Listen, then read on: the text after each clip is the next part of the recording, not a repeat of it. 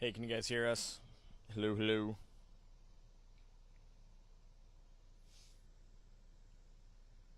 Do you have a bump here?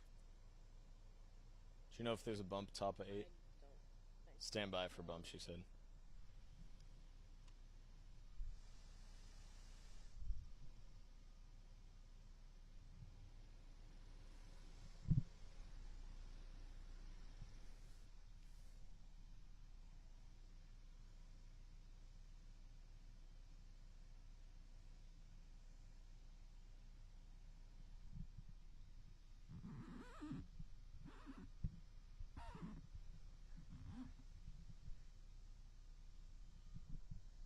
Hey, Mike check, Johnny123. Morning, everybody, on our Fox Nashville YouTube and Facebook streams. We're live right here in a house fire in Hermitage. About to check in on Fox 17 News this morning, only live in local stations, 7 to 9 a.m. We've seen Nashville Fire on the scene, Metro Nashville Police on the scene, and multiple medical examiner's office vehicles on the scene, as well as spokesperson with Nashville Fire is on the way. We're told to provide an update on everything going on. This call came in before 5 a.m. this morning. Greg's giving us the forecast right now on air, and then some traffic updates with Lindsay for the steer clear, and then I'll check in, providing an update, what we know, what the latest is. But I'll tell you right now, let's zoom in for a sec. We have second Madison behind the camera. They've been taking some pictures behind the scene, walking around. That's sort of a back patio area that is no longer. Flames look like they went up through the house and burnt shingles up there. The hose has been on and off since we got here, just since the last hour or so. There were firefighters up on the roof, or excuse me, up on that second story, at least the second story from the back here. We're not allowed up front due to the investigation. I'm going to hop back on camera here as we get ready for the hit. Not sure the extent of any injuries, how many people were or were not inside the house at the time, but again, call went in before 5 a.m., and no flames anymore. We can still smell it here. Neighbors not saying too much about what they saw right now. Nobody we've talked to was necessarily woken up by it this morning. But I'm talking to my producers now. We'll check in a sec on TV.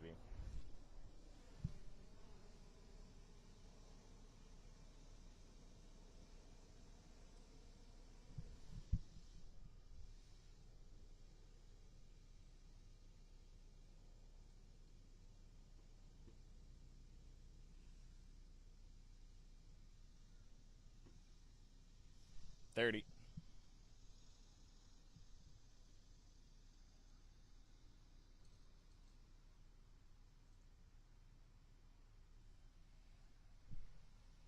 It's hot. Hot.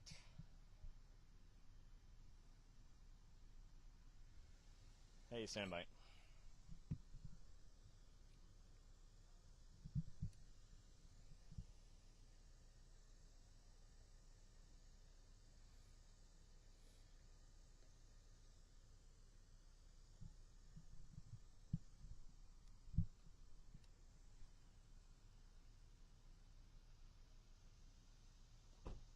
Here we go.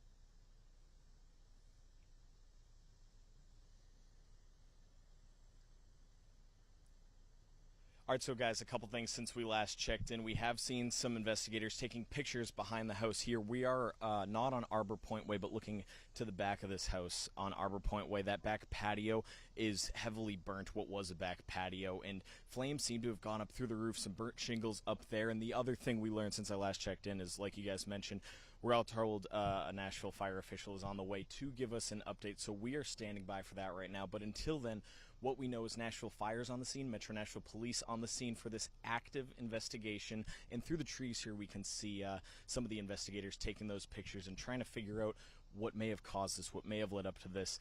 No word right now on how many people were inside, on extent of any injuries, if there were any injuries, but we do know that there were multiple medical examiner's office cars marked on the scene this morning. Again, stand by for that update from Nashville Fire Department, and if it happens before 9 a.m., before our show goes off the air, we will certainly bring it to you here on Fox 17, and if not, we'll have it on our social pages on fox17.com. We're working to learn more here. Live in Hermitage, Johnny Matthew, guys, back to you.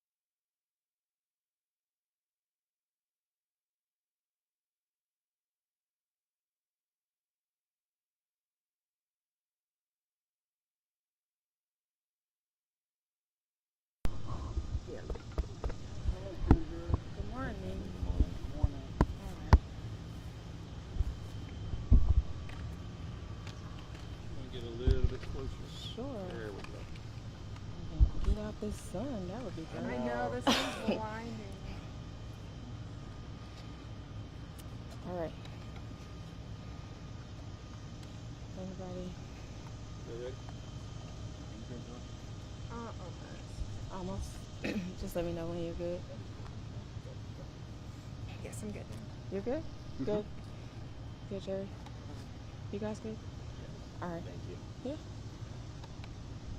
All right. Kendra Loney, KENDRA, LONEY, Nashville Fire Department Public Information Officer. So our crews were dispatched to 2248 Arbor Point Way around 4:40 this morning for reports of a residential structure fire. When they got here, there were heavy flames and smoke showing from what they call the C and D side of the house, which is the side and the back of a home. There was a mother who was outside who was telling our crews that there were still 2 children who were inside of this home, which was showing heavy smoke and flames, which we consider to be fully engulfed. The crews who made the first arriving, or who were first arriving on this scene, also noted that the smoke was already going into the gables of this home and the top area, which is also the attic portion. So the smoke and flames are moving pretty rapidly at this point. That mother was unable to go back into the home, which we don't advise, but she had gotten herself and one other child out of the home at that time. And so our crews made an aggressive entry into the home and started searching the area that the mother said that the 2 remaining children were inside. They did find those children inside, but smoke had taken over, and the conditions of those children were not favorable at that time. We did have medics on the scene to try to make life-saving efforts. They were in the back of the ambulances, and we did try to do as much as we can. We were told at the time that there were transports that were made of those children, but later on we found out that the transports were actually of the mother and the child that were already out of the home, and not actually of the 2 children who were pulled from the fire. Unfortunately, the 2 children who were pulled from the fire did not make it, and so we're very saddened that today in this home that we lost those 2 children. So this is a very sad morning, but we are happy that the mother and the child were able to get out, but it's going to be a very sad day for that family as they lost 2 very young children today in that home fire. We're looking into the cause of that because this home was sprinklered.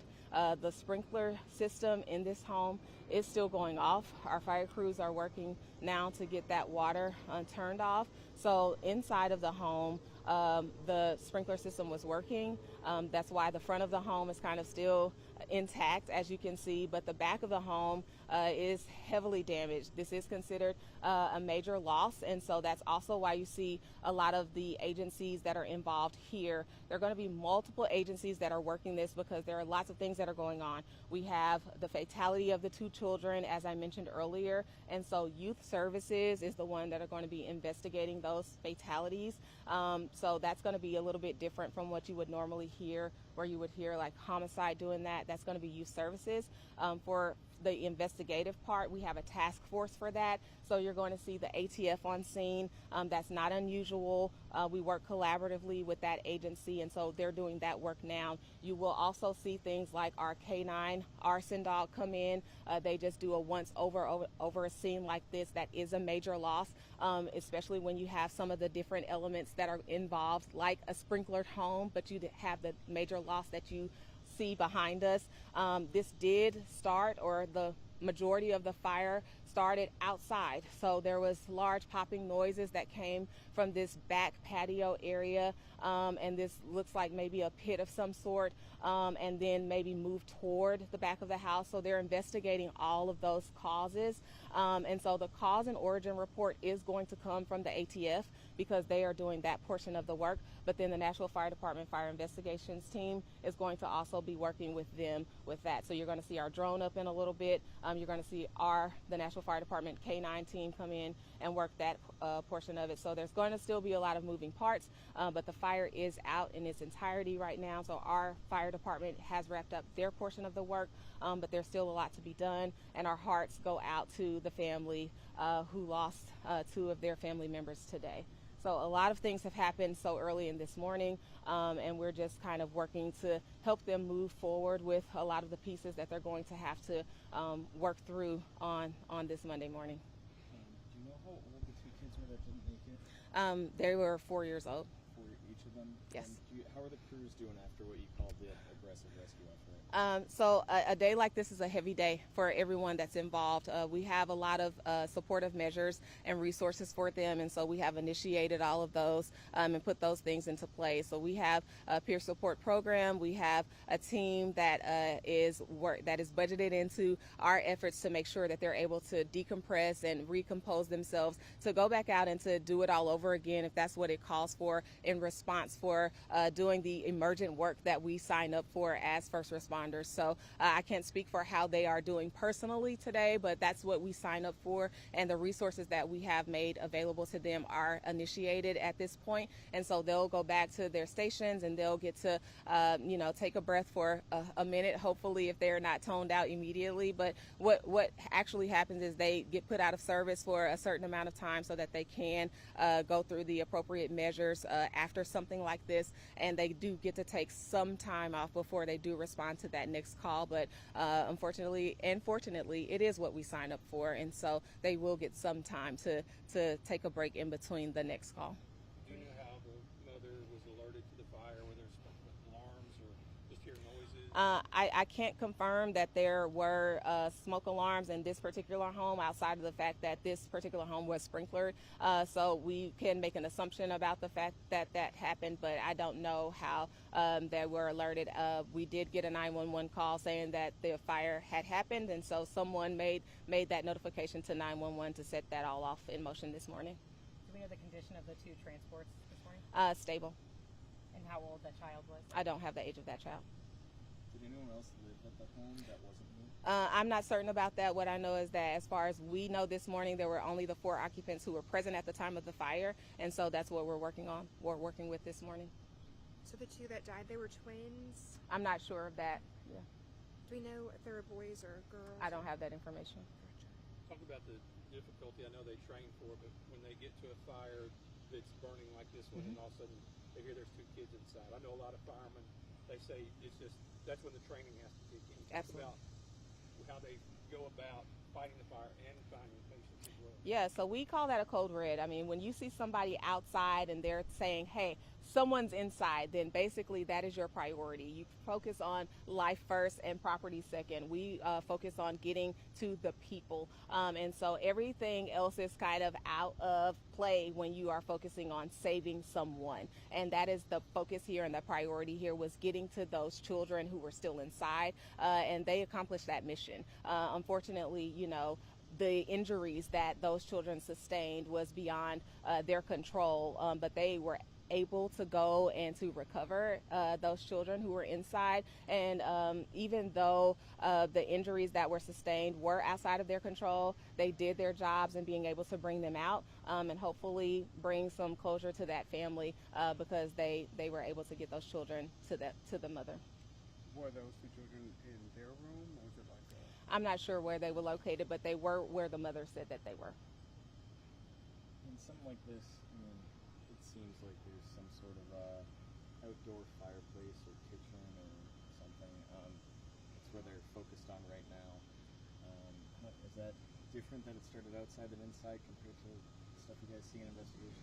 I mean, it's the summertime. People are outdoors. People are, engaging in a lot of outdoor activities. We put out a lot of preventative information. So I don't know how this fire started. I don't want to speculate with that. We do know that a majority of the fire was in the outside area. And even when the fire was called in, it was said that it seemed to have started in the back of the home and maybe moved into the actual home area. So, we just caution people that when you are engaging in some of the outside activities, that you just are safe when you're doing so. So if there is a fire pit, if there is an outdoor kitchen, you just want to do the same things that you would do with your indoor fire things or anything that can start a fire. You just want to make sure everything is fully extinguished. You want to make sure that that oven is turned off. You want to make sure that the candle is fully extinguished, that you don't leave things unattended. So all of the same safety tips would apply. And so accidents do happen. Things do quickly can get out of control with fires. Fires spread more rapidly than people can ever imagine. And once they get out of control, they actually are kind of out of control. And so we don't know what happened here outside of it being just an extremely tragic day with the loss of those 2 children. And so again, our hearts go out to that family, but we're grateful that we were able to save a portion of this home. We're grateful that the mother and the other child were able to still be here with us. And so we're just going to be able to try to pull gratitude from what we can, and hopefully there are some lessons that others can learn from this incident today. Do we know if the family was sleeping when the fire started? I would imagine so. This call came out around 4:40 in the morning, and so with young children, I would imagine that, you know, they were sleeping, but I can't, you know, say for sure. I guess last one for me. It's so hard overnight when you're sleeping, and how fast they spread, like you said. But a plan, how important is that? Yeah, it's so important to have a plan. It's so important to have smoke alarms, because if you are sleeping overnight, you do need something to notify you. If the alarm goes off, you need to pay attention to it. You want to make sure that you can get up.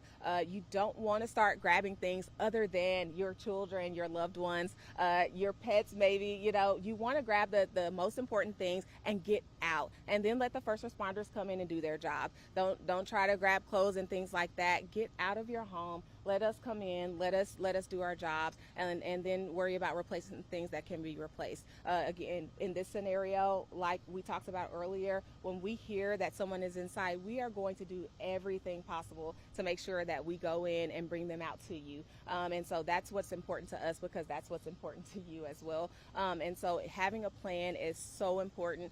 So talk about those things with your family, work that out amongst yourself, and be prepared. We want everybody to have a safe and enjoyable summer, and then if something does happen, we're going to be here to help you. And who's the lead on the rest of this? You guys or ATF? So it really is going to go piece by piece based on some of those things that we talked about. So for that fatality kind of piece, it's going to be youth services. For some of the investigative piece, for the report, it will come from ATF, and then for other pieces of that, it'll come from Nashville Fire. Thank you, Kendra. Absolutely, yes.